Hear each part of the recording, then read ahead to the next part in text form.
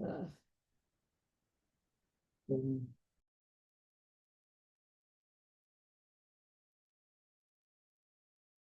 um, it's just going like historically.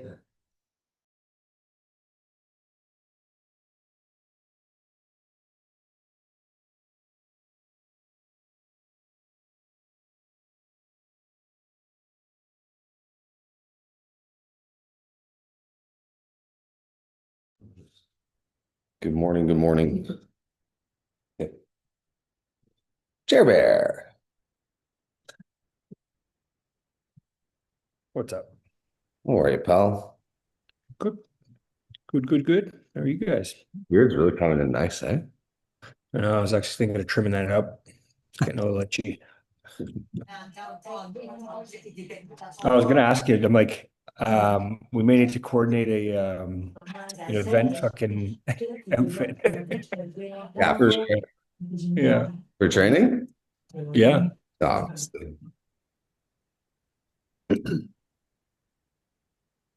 Mr. DK, looking fresh, my friend. How are you? Good morning, Michael. What's going on, brother? Not much, man. Been a while. How are things? Oh man, I'm alive, excited, and full of energy. Yes, Having sir. having a good hair day. The curl is coming down. Good for You you. Good know, for you. it's all good, brother. How you doing? I'm well. I'm well. Exciting stuff happening this year. So Good. lots of things I'm sure you've heard about from either Brandon or Greg. But yeah, it's been good. We opened a collective office and Love it. moved a bunch of teams in here, and Jerry's being one of them. Obviously, our team in Milltown and Scott. Yeah, Oh, yeah, it's been a lot of fun. We've been having some fun while doing it too. So. I love it. Awesome. All right, I'll let people in Doesn't matter. as they come in. Sounds good.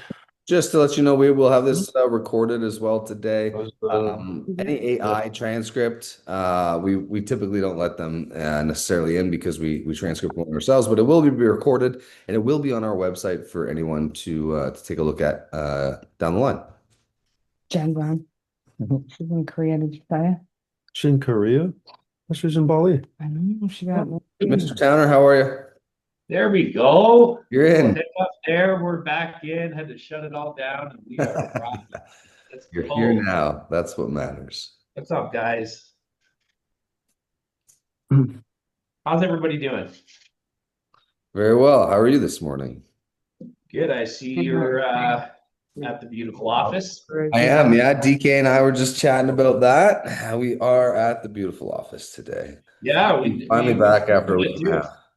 Love to have him down. Check the place out. We have a big DK. We have a big event coming up in January. Did you guys talk about that yet? We haven't, no, we all just kind of got on right now. Yeah, we host a development day every year. It's going to be the third annual. It's Yeah. going to be January 27th. We'd love to have you down. We do a cool VIP event the night before. Big event, all brokerages. It's going to be pretty awesome on January 27th. You can check out the space. We'd love to have you. Yeah, That sounds we got some great speakers too. Faisal Suziwala from Remax number one agent for since I was a kid, is going to be Wow. speaking. Jen Ziegler speaking from Remax. We got Sean Getty coming down from out west. We got Carrie Sove coming in talking about AI. Jen Jones, a couple of people you might know. DK, all the good people. all Sounds the fun. love Yeah. that. Sounds fun. As people usually pull in here, why don't we talk about a few wins that we've had you. this week? If anybody wants to share it, and then we'll get in pick things in about 3-4 minutes. I don't want to do that. Do it. Grab it. I don't want to do that. Where is it? Take it off mute. No, I don't want to. Do it. All right, no. Oh, is that you, Michael? Yes. Not Over over there. there.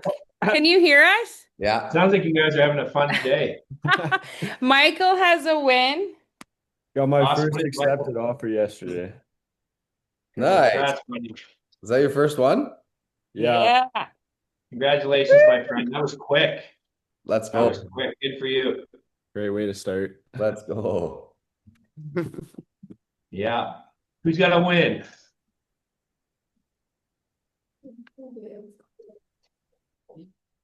Yeah, well, we got a win. We had a full day of content yesterday. We had 3 video shoots. We won a pretty big listing, Uptown Waterloo, for a 3-story townhome, 1.5 mil, which is absolutely gorgeous. Definitely designed by a man, but still, nevertheless, it's gorgeous. Has its own elevator, and super excited to take it to market. So.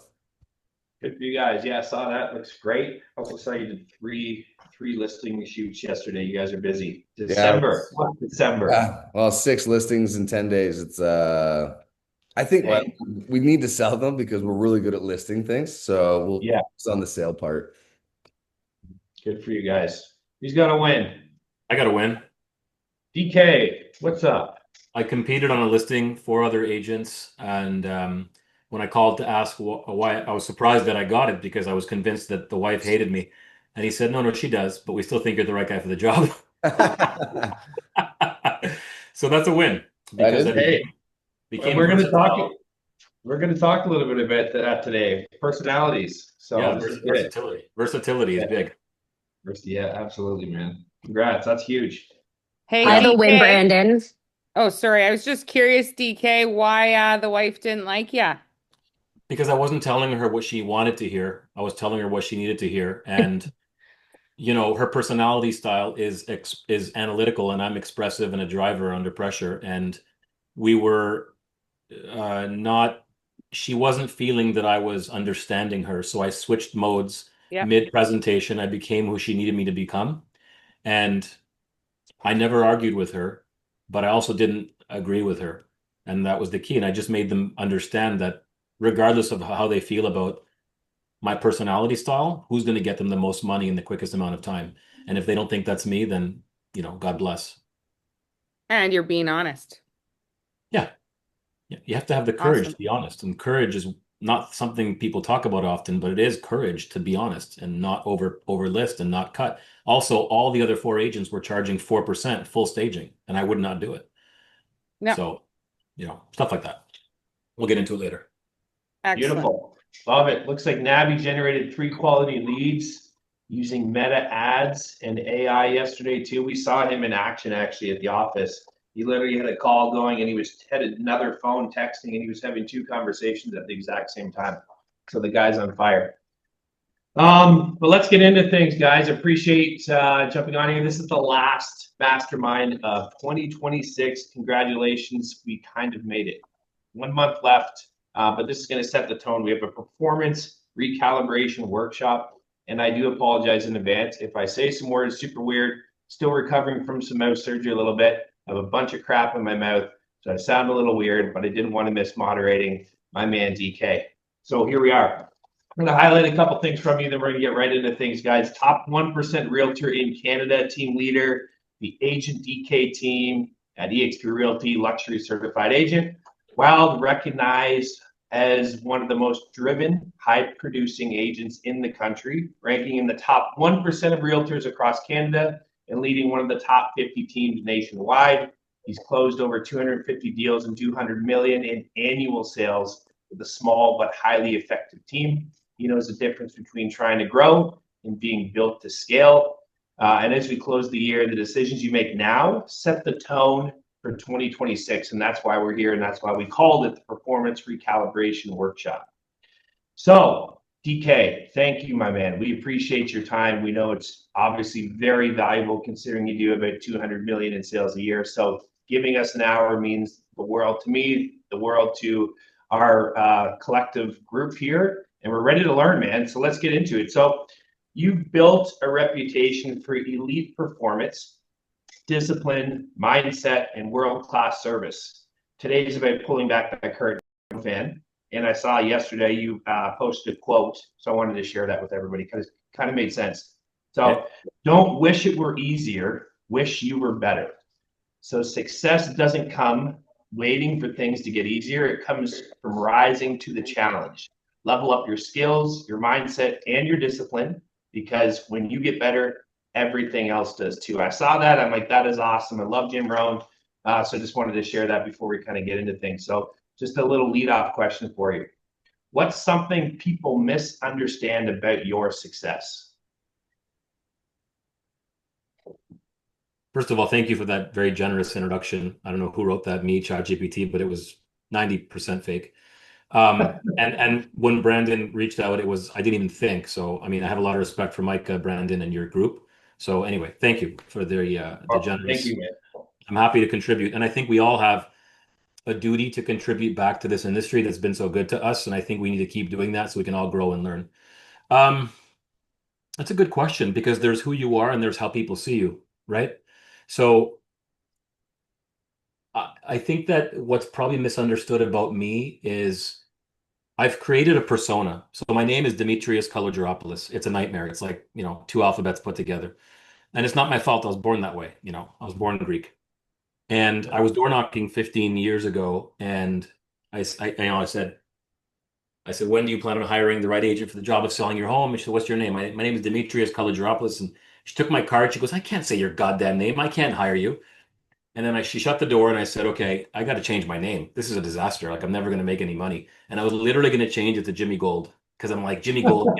Yeah, Jimmy Gold gets it sold. I even had a moniker. And then a Calvin Klein bus drove by and I saw CK. I'm like, done, DK. So like, it's kind of like Superman and Clark Kent. Like when I suit up, when I'm at work, I'm a driver. I'm all business and I maximize every single second of my day. So I think the biggest misunderstanding with me is that people think I'm a driver all the time. When in actuality, when I'm not working, and I think Brandon can attest to that, I'm a comedian. I like to have fun. I dress down. I wear my t-shirt and jeans. So like I was saying at the beginning of this call, I become who they need me to become. And so many people follow the golden rule of treat people the way you want to be treated, but that's a fallacy. You have to treat people the way they want to be treated. Rapport is gained quicker and trust is built faster, and you make all of the money instead of 25% of the money that you can. So I think that's probably the biggest misunderstanding is that I'm this like hardcore, like, aggressive guy, when in actuality, if you know me, that's not me at all. It's just who I become when I'm at work because time is so precious. Does that make sense? 100% it does. I love that. I love that, man. And I like that you're able to kind of separate what you do before and after you show up with your suit on. I love that. So kind of getting into the first part I want to take you down into would be mindset, building and maintaining a strong inner game. And I've known you now for 2.5 years. I actually have a funny little story. Does anybody who have you met in your life that has been like super memorable? You met them the first time, you're like, holy crap, I remember that person. Has anybody ever had one of those moments? Well, with DK, I learned a big lesson. And I honestly, I'm very much always stay a student. I'm always trying to learn and I'm always thinking about how I can improve. And I remember the first time I met DK, he made a lasting impression on me. He did not remember me. And when I asked him about that the next time I met him, he didn't. And that's okay. It's because that's on me. I didn't leave a lasting impression. And so think about this in your business or your personal life. When you're going and you're meeting someone and you're networking, do you want to be memorable or do you not want to be memorable? Especially in this real estate business, you want people to remember you. So especially the second time or when they're going to find a real estate agent, they remember you. Or the second time you meet them, they're not like, oh, who are you again? They're like, it's DK. I remember you, right? Lasting impression. So anyways, I just wanted to share that. It's a good little story, and I took that with me. But what was the mindset shift that created the first kind of major leap in your career? How long have you been in the business? This is 14 years this year. 14 years, cool. So I can't talk about that without getting personal and vulnerable. So let's just get in. Fuck it. So grew up with like, I'm going to do the fast version though. Typical immigrant parents. My dad was a cook. My mom was a waitress. And I'll give you the quick version. I dropped out of university to help my parents financially. We were struggling a bit. And that always weighed on me that I didn't finish school. And that also my dad was a pretty bad gambler. My parents didn't have the best marriage and they were always fighting over money and stuff. So I didn't come from a mentality or a mindset of growth and abundance. I always came from scarcity. I always heard my parents talking about fear of money and not having it. And we lived in a 1,000 square foot condo townhouse and all the other Greek families over the years moved out, they made money, they fucked off. We stayed, like we never left. And because my dad was just so bad with money.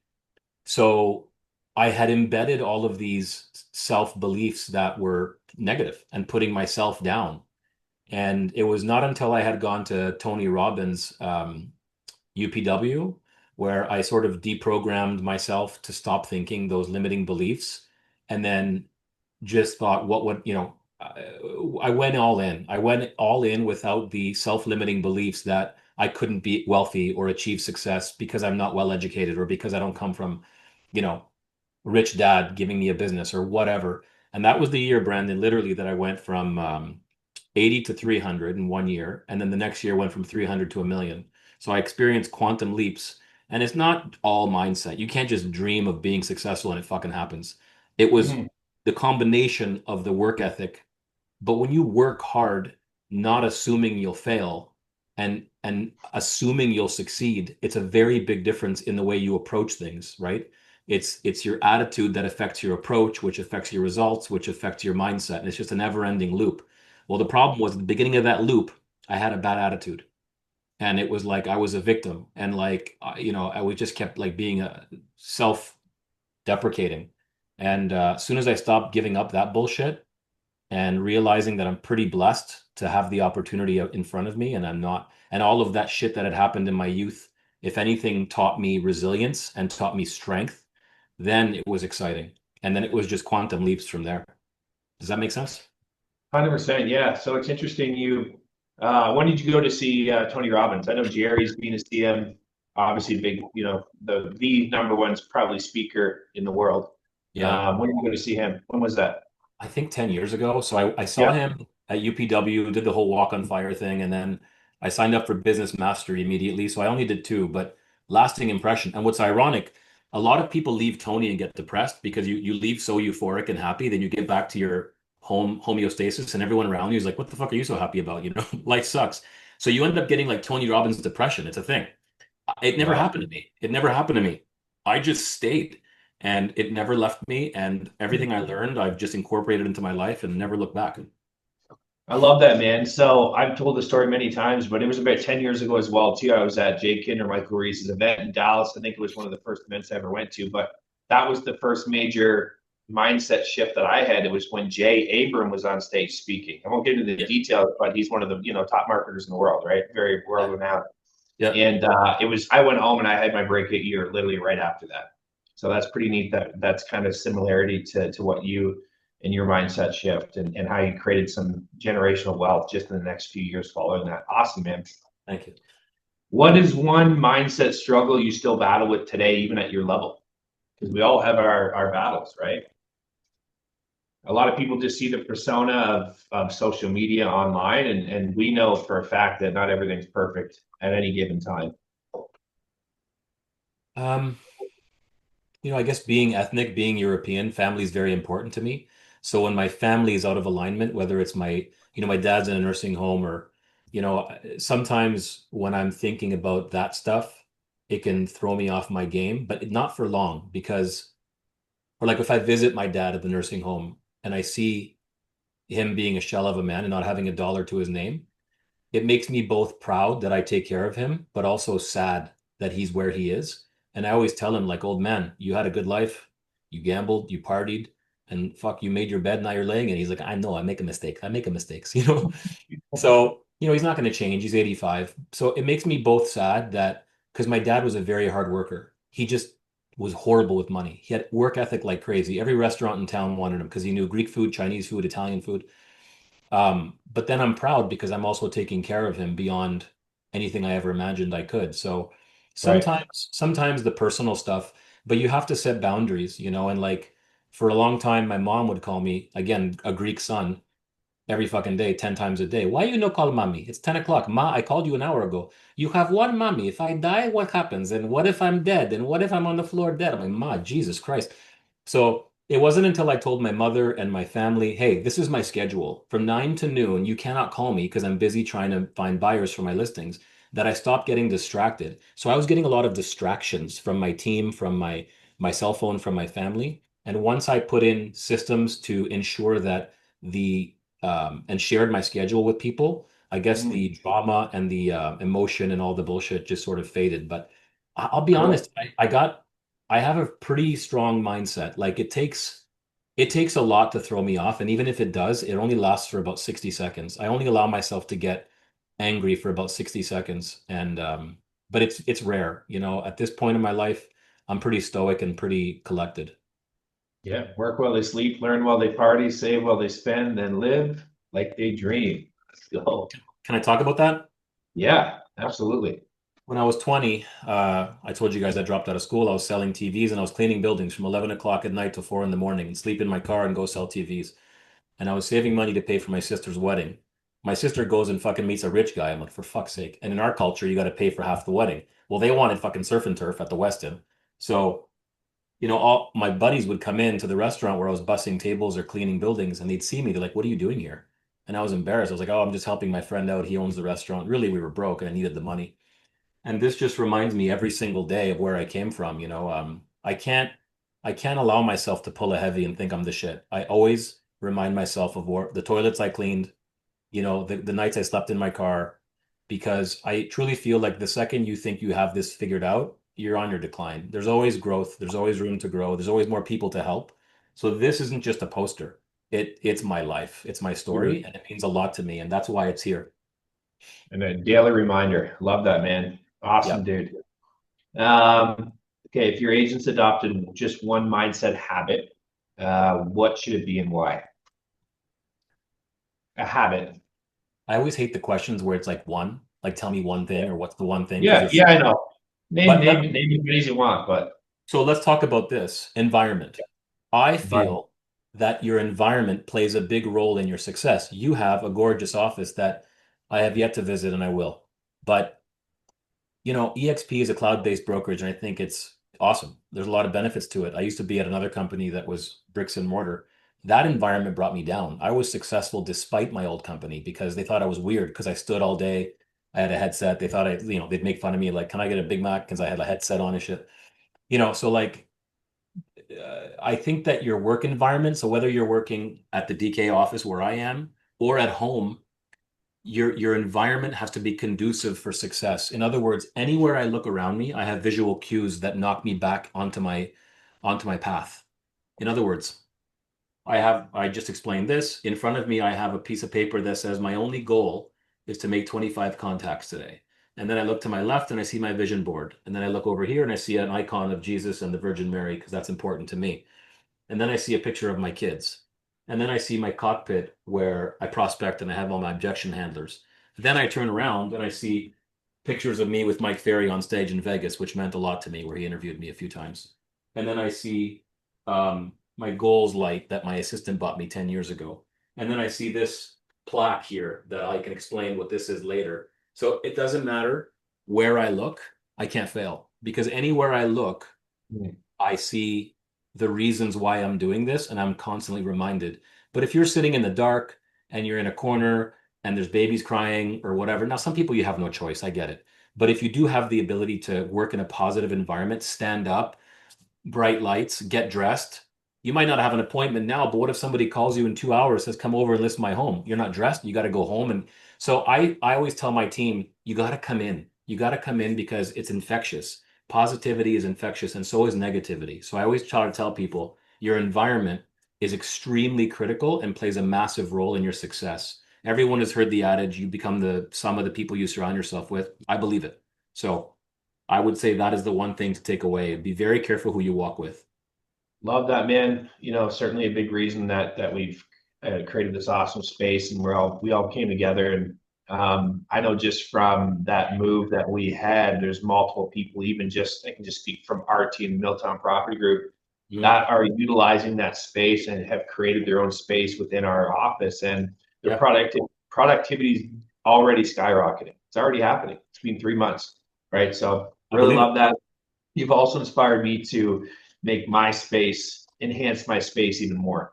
I wish we could see, I've seen photos of your space right there from the back angle. I wish we could all see it, but it's pretty cool. It is. Thanks. Anyway. Okay, moving on. Discipline. How you stay consistent. And I see you're at the gym every day, but From the outside, you seem extremely disciplined. What part of your routine is actually the hardest for you to stick with? Sometimes getting to the office for my goal is to be at the office for 8:30. I struggle with that. Sometimes it's 8:45, sometimes it's 9. And the reason why is because about 4 years ago, this is before I met you, I think, Brandon, I was fat. And I made the most money that year. I made like 2.6, and but I was miserable, fat, working 7 days a week. So I made a big commitment to go to the gym 6 days a week. So I'm there at like 5. I stretch for like an hour, and then I'm working out for 2 hours. So because of that, I'm no longer like in my growing years, I was at the office at 8. Now I'm here like 8:30, 8:45, and sometimes 9 if it's leg day because I want to puke on leg days. So sometimes, but it doesn't stop me. So like if I'm in at 9, I'll just stay here an extra hour in the evening to make up that time for prospecting because I have to prospect 3 hours a day to hit my goal. Um, Other than that, I have a lot of accountability. So it's very rare that I fall off my schedule. Even if there's a fire to put out, I'll always get put back on because I've empowered my assistant to ensure that I'm on my schedule. Love it. And so we're going to move into kind of a world-class experience. But before we do, you talked about systems. I can tell you're incredibly organized. What systems have you built that remove friction and make your discipline easier? You talked about like accountability and stuff. What's in your life that just makes everything simple? What is the definition of customers? What is the definition of customer service in real estate? Let's hear some answers from people. Let me hear some ideas. What's the definition of customer service in real estate? I'll take one. Customer Go ahead. service is providing an experience in which one would expect, but at the same time, providing an expertise. To your point, you said it earlier, is it's not providing them what they want to hear, it's providing them what they need to hear. And that's part of being an expert in this business. 1,000%. Now, more on a more basic level, but you nailed it, but it's just a more basic. I'm looking for something more basic. So in the interest of time, it's communication. The biggest complaint in our industry is I never heard from my agent. And Micah, that is literally communication, but I was just trying to get more basic. So like I never heard from my agent. I listed the property. 2 months later, you're calling them for a price reduction, but you never called them every week to give them the updates. How the fuck are you going to get a price reduction when you haven't called them? How are you making them feel like you give a shit instead of you give a shit about your commission when you haven't called them? Or after the deal and you never called them? How many of you call your database once a quarter, honestly? So when I started doing 100 deals on my own, I realized that you can succeed in making a sale and fail in making a client.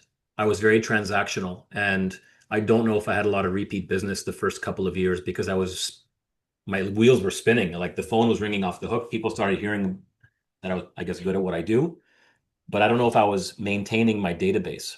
So I got obsessed with customer service. And I guess because I grew up in the restaurant business, I always look at examples. Like, let's say you're at a fancy restaurant and you need a glass of water. How annoying is it when you have to wave down your waiter, and they don't look at you and whatever, and you're choking or whatever. So imagine you're selling a house now, and it's $1 million, and they're giving you $30,000, and you're not calling them, and they need you. If a customer is calling you with a question, you failed. That's my philosophy. We should be calling them. So I cannot tell you how many times I've said to my assistant, Sylvie, Mr. So-and-so is about to call us. She goes, how do you know? I go, because it's Monday. He had a showing yesterday. Let's call him first. He wants to know the feedback. So future pacing. I'm obsessed with future pacing. So about 10 years ago, I devised a video system where throughout the transaction, my clients get a series of videos explaining what's happening now and what will happen next. What that did was a few things. It eliminated the phone from ringing off the hook and me and my assistant having to re-answer the same questions over and over again. So it saved me from being staff heavy and being very profitable because a lot of people have teams and they don't make any fucking money. I make money and I like my money and I like my cars and my toys. So I couldn't be profitable if it wasn't for systems, right? You can't do 200 deals with one admin if you don't have systems. So future pacing. So the videos really help telling the clients what will occur throughout the transaction and keeping them informed throughout the transaction and then doing exactly what you say you'll do. That's integrity. That's it. That's it. And I've just become obsessed with communication. So like we will touch our clients 4 or 5 times a week. And That's why we get price reductions faster. That's why our listings sell faster, because we have good rapport, because we're staying in constant communication. So future pacing is very integral to my business, and we're obsessed with communication on this team. Man, that's incredible. I wrote a couple things down there. Succeed in making a sale and fail in making a client, and then future pacing, get obsessed with that. That naturally progressed into where I wanted to take this conversation, which is world-class client experience. So we kind of defined customer service, which you believe is mostly just communication for the most part. But like, how would you define world-class service in our industry? Because I honestly believe that you provide it. Thank And you. I don't think a lot of people do. I'd love to get your point of view on that. So a couple of years ago, I wanted to take it to the next level. So I'm a Mike Ferry trained agent. I have been for 15 years. And every year I'll do something else above and beyond Mike Ferry that doesn't compete with Mike Ferry. Like you can't have a diet and eat pizza the next day. Like I don't do Brian Buffini today and Richard Robbins tomorrow. I've always been Mike. I've always been loyal to Mike. And I think that's maybe one of the reasons why some people think I'm successful, because I've stayed with one mantra and one school of thought. However, every year I'll do something else, like the Harvard negotiation masterclass or whatever. Well, 3 years ago, I researched who has the best customer service in the world. And it's the Ritz-Carlton. That's, by many people standards, feel like they're the best. So I called them and asked them if they had a program, and they did. So I flew to LA. Yeah, I flew to LA, stayed there. It was about 10 grand for 3 days. And part of it is you stay there to experience what it's like to be a customer there. And then the gentleman's name was John Cashin. He's one of the head guys at the Ritz globally. But that is the best Ritz-Carlton hotel in the world, the highest rated. So that's where I wanted to stay. The next was Japan. So like, thank God it was LA. So I stayed there and I learned a lot of valuable lessons about customer service. And it's just insane when you see what they do and when you see how much more we can do. It's insane. So things like that. I'm constantly trying to elevate so that I can charge a higher fee and not, be like most agents and like race to the bottom. A few years ago it was 5%, now it's 4%. We charge 6% often, which is unheard of. And how? It's by showing value and showing that you're worth more. Not always, but very often we'll charge 6%. So, for example, the Ritz-Carlton. So we were in the room. I'll be quick. We're in the room, and everybody has to go around and talk about an exceptional customer service experience they had. Well, it was my turn, so I stood up and I said, I designed a Porsche 911 Targa Ford GTS during the pandemic, and because it was the pandemic, it took like 3 years, and I wrapped it satin black because I really like satin black. My Lamborghini was satin black, and all my cars are satin black. I'm not very original, and I just love it because it reminds me of Batman, and I secretly want to be Batman. So I said that, and I said, when I went to the dealership, the owner came up to me and said, listen, we fucked up the wrap. It doesn't look good. It's a new material, but I know it's September and you want to drive the car. So take it, drive it, and we'll store it for you over the winter and we'll rewrap the whole car. So he set my expectation. He future paced me. So when he unveiled the car, I wasn't upset, future pacing, and I was happy because they gave me a solution. Now, they rewrapped the car 4 times. They kept fucking up and they made no money on this wrap, but they kept giving me loaners and fixing it, and finally they got it right. 2 days later, I'm in my room with my wife. We just did a tour of the Grammy Museum, and my wife says, they didn't clean the room. I said, what? The Ritz-Carlton didn't clean the room? She goes, no, they didn't clean the room. I go, okay, let me call down. I said, hello, I'm calling, it's not a big deal. If I go to the gym in the morning, I'd like fresh towels. I'm so sorry, Mr. Kalogeropoulos, we'll make it right. It's fine. I'm like, I'm not, just if you can just clean towels and stuff. So I hang up the phone. I said to my wife, I wonder what they're going to do. I'm just curious. She goes, what do you mean? I go, it's the Ritz-Carlton. Something's going to happen. So guys, I get back with my wife that afternoon. We walk in the room, Brandon. And on the table in the middle of the room is this big spread with champagne and chocolates and candy, and these big candies in the shape of the Batman signal, the logo. I look at my wife and I go, what the fuck? I go, did you do this? She's like, no. Do you have a mistress? Like, no, I don't have no mistress. And she's like, I go, holy shit. 2 days ago when I was in class, I said I wanted to be Batman. Somebody was listening, put it in their CRM, and when that problem arose, they used that information. So what I realized, first of all, freaked me out. It was like freaky. But what I realized is everybody at the Ritz has $1,000 budget a day to solve problems globally. And the average spend of the average employee is like $38, proving that it doesn't cost a lot of money to make someone feel exceptional or to make someone feel special. The key is listening with intent. And that's the thing that most realtors don't do. We listen only to the extent that the other person finishes speaking.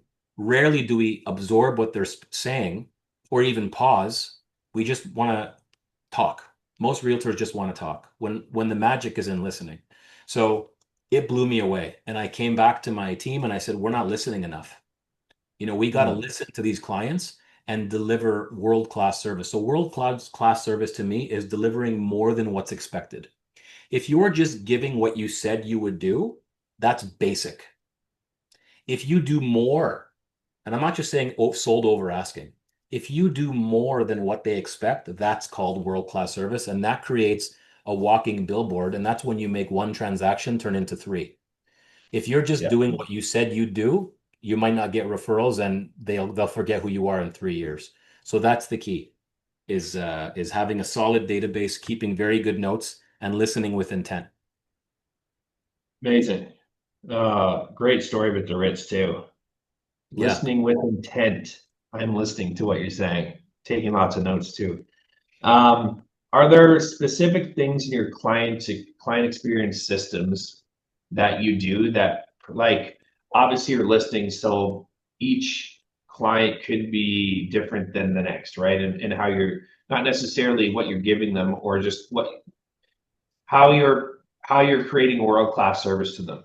Are there 2 or 3 things in your system that you do for every client that kind of helps create that world-class service? Yes. Remember I told you I'd talk about this frame? Yep. That's a frame with a sheet of paper. I paid $8,000 American for that piece of paper. That is my coach's handwritten notes on the 4 personality styles that I have gone down the rabbit hole and become obsessed is not the right word. I'm like uber obsessed. I teach it on my team. We talk about it all the time. We play games where I show celebrity faces and I say, guess the personality style, make it fun, gamify it. This is a folder. So we are paperless, but we still use paper. And inside is the client information paper. And at the top, it says personality style him and personality style her. That's how obsessed we are. That way, anyone in my company or in Follow Up Boss can open the file. Oh, Stuart is analytical. So before I call him, I know that he's going to have a lot of questions. He's going to want data. He needs a lot of information before he makes a decision, and he's low emotion. You don't want to call Stuart with high energy. It will repel him and he will hate you, just like his wife hated me the other day. So I adapted to her style. I matched her frequency, and all of a sudden she liked me because I became like her. So it's not manipulation. It's becoming who they need you to become so you can help them. It's helping people get out of their way, because often people are judging you based on how you look. He literally said to me, it's a good thing my wife isn't here. It was a Zoom listing appointment for her. She was in Vancouver and he was here. I said, why? He goes, if she saw your Cybertruck, she would never hire you. I said, interesting. Okay, so now he told me she hates my guts and she hates my car, and I still got the listing. Why? Why? Because of this piece of paper. So there's 4 personality styles. Okay, and I'll be quick. There's driver. No, this is the next. We're moving into this, so that's great. Can I go into it? Yeah.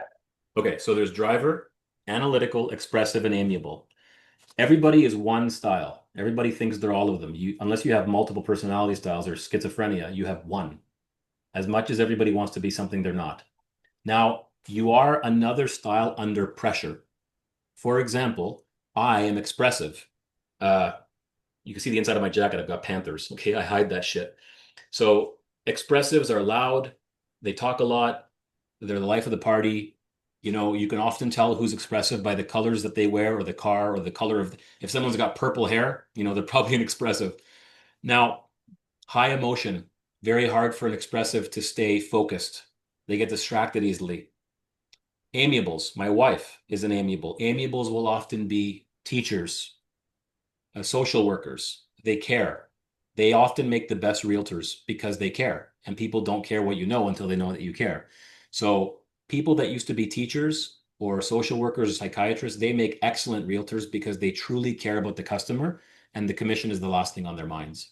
Okay. But they're also very slow at making decisions, and they have trust issues. It takes a lot. They need to feel safe before they make a decision. Analyticals, engineers, doctors, pilots, data. They love data, makes them horny. The more data, the better. When you show up at a listing appointment, you better know the average days on market, the absorption rate. You better know your percentage list to sale price ratio. You got to have all that data because they will not make a decision unless they have all the data to make an informed decision. And they always want to be right. So you never prove an analytical wrong, even if they are. The last one is driver. And that's what people think I am. That's what I become under pressure because I value my time. So I'm straight to the point. So drivers are like, they don't give a shit about the numbers. They don't give a shit about feelings. You go to a listing appointment, okay, like I don't care about your presentation. How much commission? What are you going to charge me? And 1 month listing. That's a driver, right? And a lot of people they buckle when they meet a driver because they do not know. They think they're aggressive. They're not aggressive. It's just their style. So, they're the kind like I always say a joke like, don't tell me about the pain, just show me the baby. They don't care about the details. They're results oriented and they make decisions quickly. When you only know the problem in sales, not just real estate, in sales, because I've been selling my whole life, you often only want to deal with people who are like you. The problem with that is you're only going to make 25% of the income that you could make. You're leaving 75% of the income on the table. And often the other three personality styles, you'd be like, he's a dick. I don't like him. He's an asshole. He's not an asshole. He's just not like you. He's just a different personality style. You have to become versatile so you can adapt and give them what they need. So I think my first couple of years, I left a lot of money on the table. When I became obsessed with the personality styles, also my income tripled.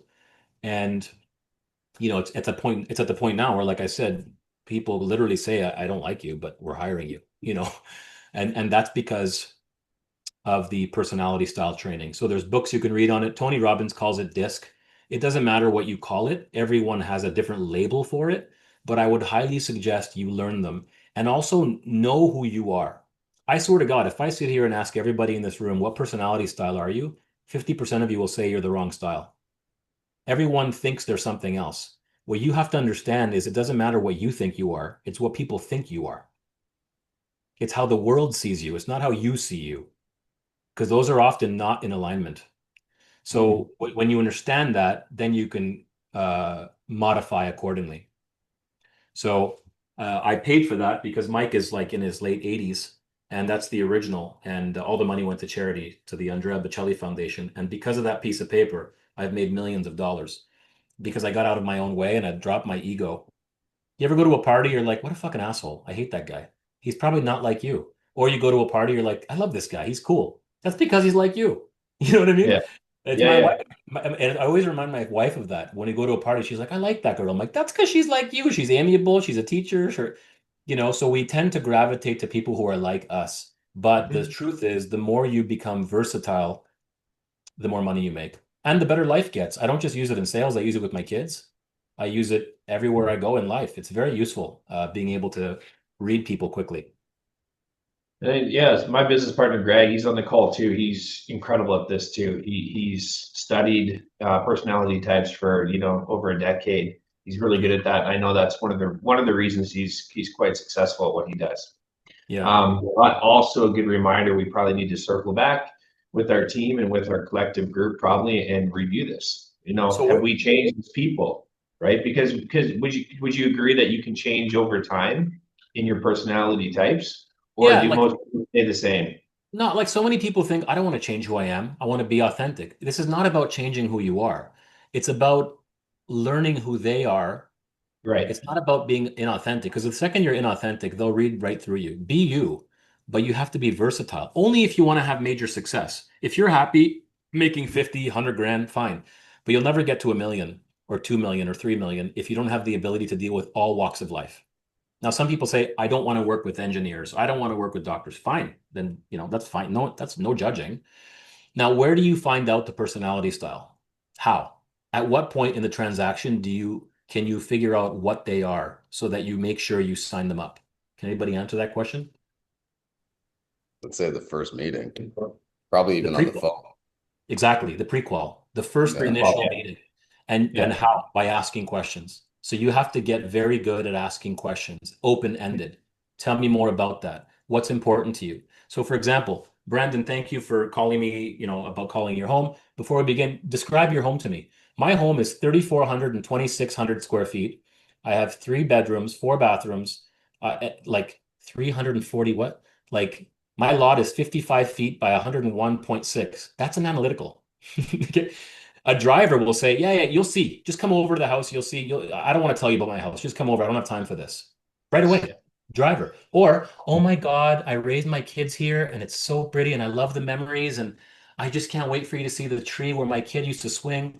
Okay, no one gives a shit, but that's an amiable, right? That's somebody who obviously the memories matter to her and she wants the realtor that she picks to understand that so we can convey that to the next buyer. So Correct. the magic is in the prequal. That's why you have to be very good at listening and asking questions.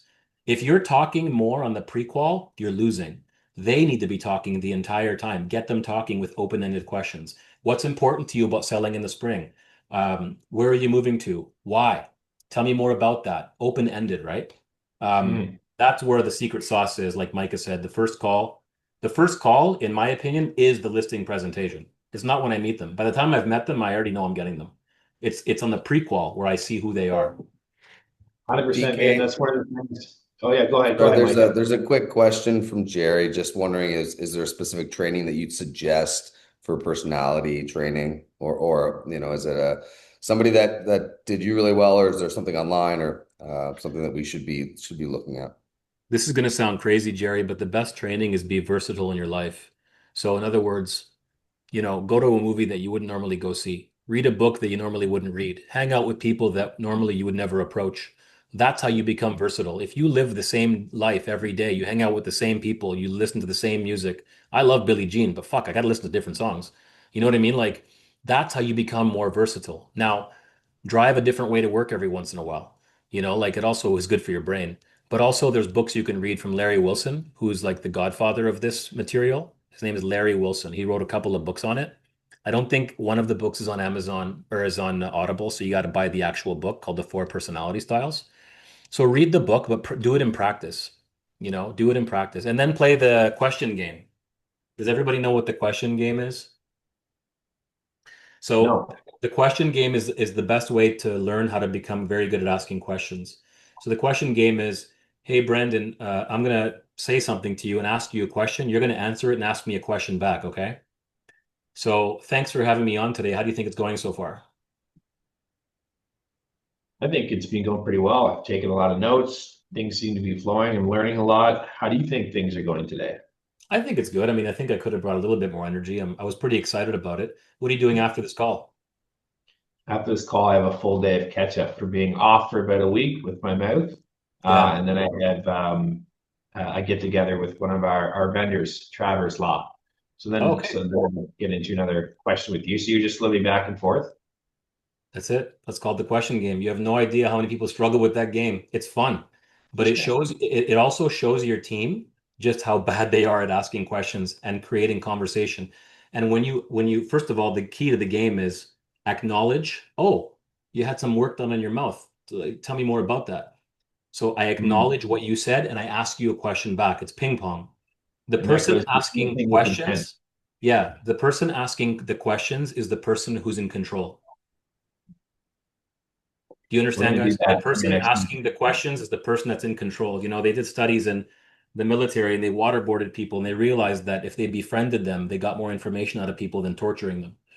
So it's the same thing in sales. The more questions you ask, the more they realize you give a shit. If all you're doing is talking about how good you are and how you're top 1% and how you're the shit, what are you doing? You're not making them feel special. That's your ego. So we got to get our ego out of the way. Like if anyone calls me and says, "Oh my God, you were highly recommended. You're the best. We can't wait to work with." Well, thank you for your kind words, but I'm more curious about you. I'm so excited to Right. work with you and tell me more, like never make it about you. Always make it about them. One thing Mike Ferry taught me years ago was always imagine somebody has the letters across their forehead, MMFI, make me feel important. So I always have that mindset when I'm meeting somebody. I try to make them feel important so that they remember me. Yeah, 100%, man. I think people want to know that you understand them completely and what their goals are, what they want to, what the end result's going to be, and that comes from asking questions, right? And giving the answers. 100%. Well, we already covered that. Cool, man. We've got 12 minutes left. I'll wrap things up here, kind of finish off with leadership and personal performance. How do you balance, obviously you're doing so many things. You kind of touched on this a bit, but how do you balance being a leader, producer, and human without burning out? Everybody's a leader. Everybody has a gift. It's just not everybody understands what their gift is. I don't know if you believe in God or Buddha or the universe or mountains or trees, but everybody has a God-given gift. Your gift is what you're naturally good at without effort. Okay? I'm naturally hilarious. I'm fucking funny. I can't help it. So that's my gift. So I use my gift to break tension, to make people laugh, and it works because it's natural to me. I don't have to try. I'm just a moron. I'm a goof. And it's just the way I was born. I can't fix it. I'm an idiot. So everyone has a gift. So what I tell my team is I just got to find their gift. And I'm not a leader by, pulling, I push. So everyone on my team, I will empower them so they can, have a certain role within the company. Some of the best ideas we've ever implemented came from us working on the business, not in the business, having a potluck and just be like, hey, where are we failing in business? Where can we do better? And then my assistant that just got hired spits gold. So everyone is a leader. I don't see myself as the leader. I just see myself with a little bit more experience, as a mentor, perhaps. But I'm learning from them every day as well. So I think the key to leadership is removing the titles. There's a good book, actually, The Leader with No Title. I recommend you read it if you're a leader, because it just removes the ego. Who gives a shit what your title is? It doesn't matter.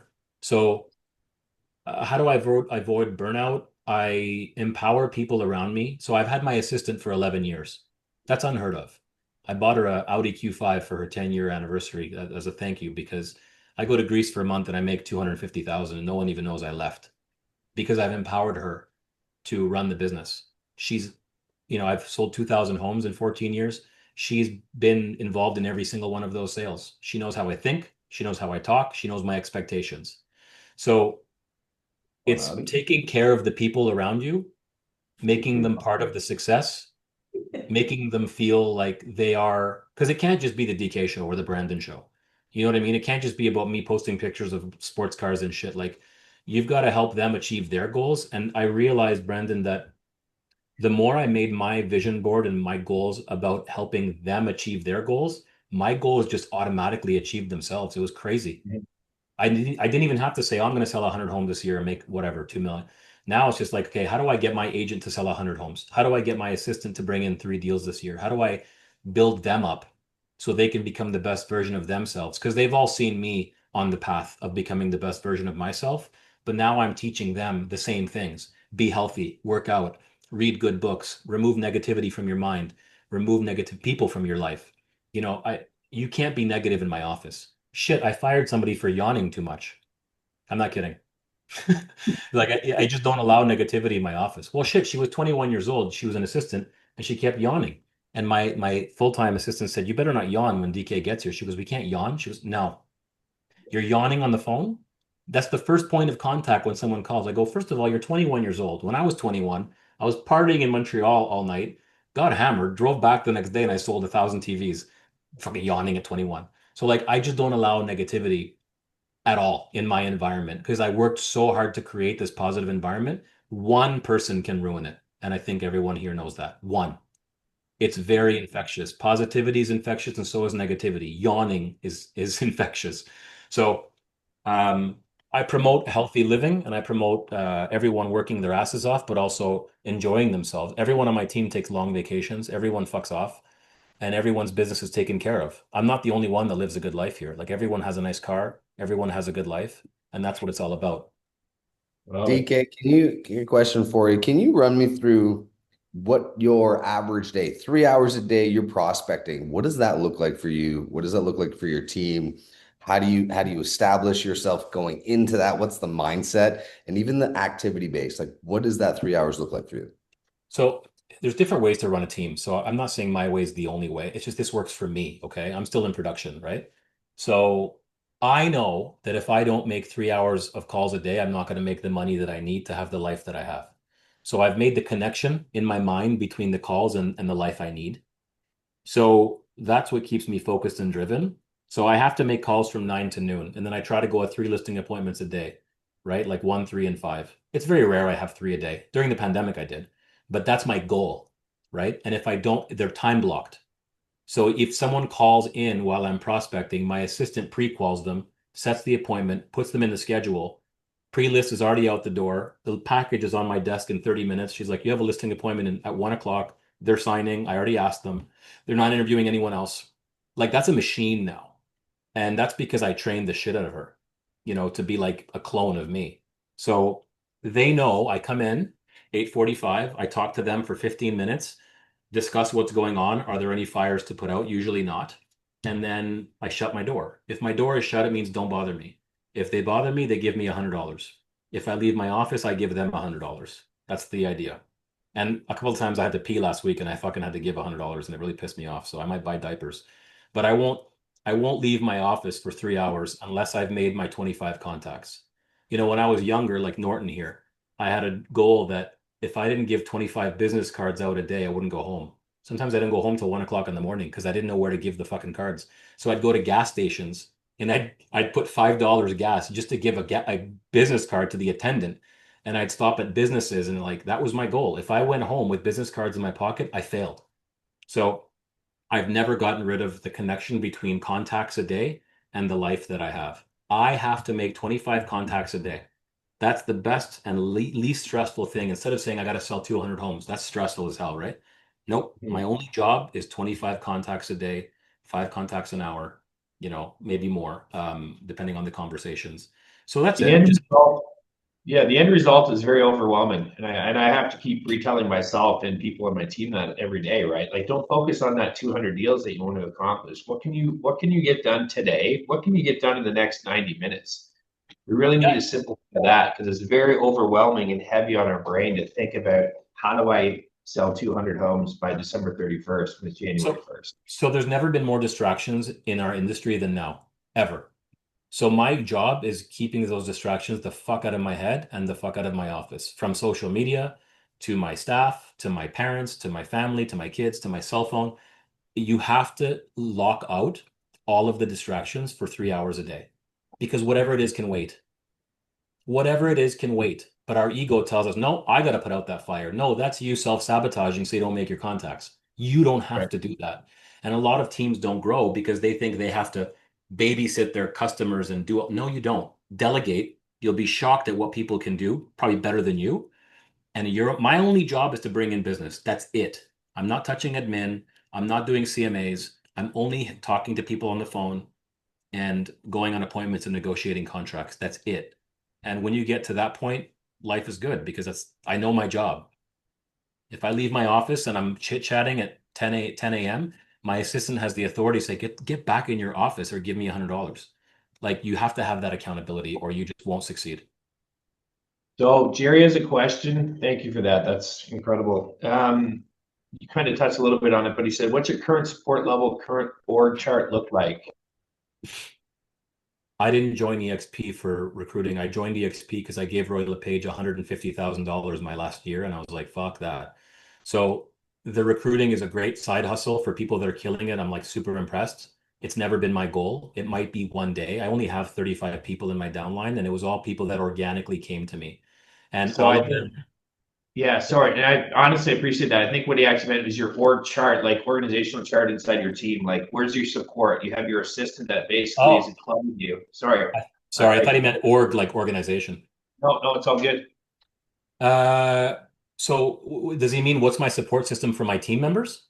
Support level and current org chart for your team and for you. So we use, okay, so I think I understand that. So we use Follow Up Boss as a CRM. We have WhatsApp chats for our team. We have weekly meetings for training and for like every single week, mandatory. And we have a sales manager, an admin that does most of the support for the team. And then I have a VA in the Philippines that does the majority of my social media. Does that answer your question? That does. So then is that admin that supports their team, is that the one who also supports you, or do you have your own personal assistant as well? So Sylvie, the one that's been with me for 11 years, Yeah. she just came back from mat leave. She's the one that helped me build this.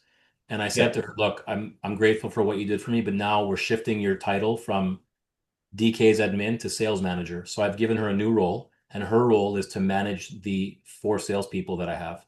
I don't need accountability anymore. I'm going to do my numbers. That's been proven, like that's going to happen. So her only job is to make sure they sell all the homes that they need to sell. The other one, Jamie, she's handling the uploading of the listings, answering the calls, daily, Sky Slope, that kind of stuff. Does that make sense? Yeah. Yeah. Does that work, Jerry? I think that's what he was looking for. Okay. He's good. I was going to finish off by asking, if you applied just one thing you shared today for the next 90 days, what would it be? But I to be honest, I think it's eliminate distractions and get that workflow of, whether it's a 90-minute or 3-hour gym session in every single day, and make your contacts. Like, I honestly think that's what everybody on this call needs to do. Would you agree? Is there something else that you think that if anyone's on here listening, they need support, they need like direction for 2026, what do they need to implement? What's one thing? I know you don't like those one thing questions, but Well, it's only because it's the accumulation effect. It's not one thing. But here's the right. problem. Here's the problem with me and my business. I'm not sexy. What I do is boring. I don't talk about social media. I don't advertise. In 14 years, I've done 3 flyers. I'm very lean and I'm profitable. But my style of business has a lot of rejection. It's the highest level of rejection: cold calling, door knocking, calling leads. It's the highest level. So most people avoid my style because it's the highest level of rejection, but it's also the most profitable. But most people avoid it because they don't know what to say. And confidence comes from knowing what to say. So I would say, no, I would say what you should do is be role playing. Basic sales skills take 3 to 5 years to build. So instead of, let's say you're going on one listing appointment a month, that's fine. How good are you going to be when you're competing against me when I'm going on 20 a month? I don't give a shit unless you're charging 3%, which, by the way, I just beat 4 other agents that charge way less than me and I got it and they hated me. So, like, I don't get them all, but my closing ratio is 91%. So it's either they didn't hire me, which is normal because they don't like me or my rate, or I don't want to hire them. I don't want to bring them on because they're going to be a pain in my ass. And the reason why I'm so confident is because I can overcome every objection. I've heard them all. I can answer the objections in 5, 6 different ways. So if someone says to you, Brandon, cut your commission, if you don't have 5, 6 ways of handling that objection, work on your skills. People keep trying to avoid the skills by doing social, by doing YouTube, by taking selfies and waiting for the phone to ring. Yes, it can work, but is it going to work to the level that you want?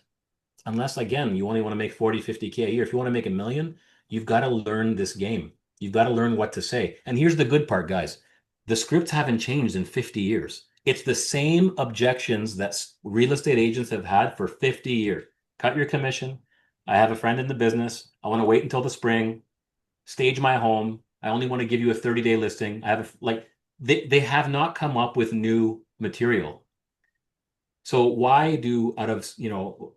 is the average agent selling 3 to 4 homes a year? It's because they don't know what to say. They avoid the fact that this is actually a sales job. So learn what to say, role play every single day. On my team, we role play every morning for 30 minutes. I'm a seller, I'm a buyer, we role play, we objection handle, and then we get to work.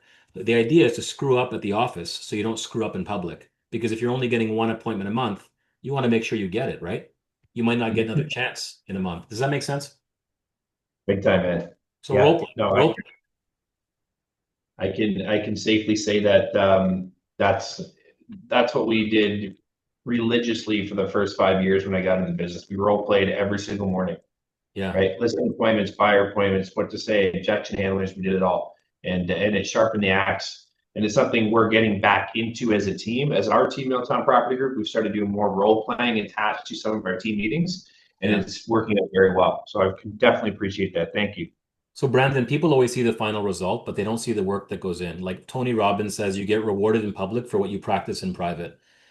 People see the nice shit and the life and the persona, but they don't see the late nights. They don't see the hours of prospecting, the rejection. And that's the key, right? there's no fake it till you make it in this industry. As much as Ryan Serhant or whoever wants to pretend that that's a thing, it's not a thing. There's work your ass off until you make it. There's no such thing because you can fake it, but as soon as you get into an appointment and the seller realizes you don't know what the fuck you're talking about, you're not going to get hired, or you're going to overprice it and it's going to expire. You're not going to get paid. So I don't believe in that shit. I believe, be honest. You're new. Hey, Mr. Seller, you know what? I am new. But guess what? I've got Brandon, I've got Mike, and I've got 50 people behind me that know what they're doing. So if I don't have the answer, I tell you what, I'll find it. And nobody's going to work harder than me to get your home sold. Instead of, no, I'm not new. Don't lie. Be honest. Yeah. There's nothing wrong with being new. If anything, new people have more excitement than the older agents that have been doing it for a long time. So don't think that because you're a newer agent, you can't compete. You can. And that's just with your honesty and your work ethic. 100%, man. I have Tyson, one of our newest agents on our team, on this call too, and I remember saying exactly that to him probably about 30 days ago. So, and also appreciate that. Listen, man, we're at the hour. I appreciate it. I took a ton of notes, literally read everywhere. Thank you, DK. Honestly, thank you for your contribution to this industry. Fascinating to see what you've done. Incredibly impressive, very admirable, and I'm looking forward to implementing this into our business. I'm sure many other people on this call are looking forward to doing the exact same thing. Thank you for joining us today, guys. Thank DK. Appreciate it. My pleasure. Appreciate it. My handle is Agent DK on Instagram. If anybody wants to follow me or if anybody has any follow-up questions, Agent DK on Instagram. Brandon, you can share it with your team. Yeah, I'll get it into the group. We'll get this recording into the group too, because I'm going to go over and re-listen to this a few times for sure. So, Thanks, guys. Have a good day. Appreciate you, man. Thank you. Okay, God bless. Bye. Bye. Bye.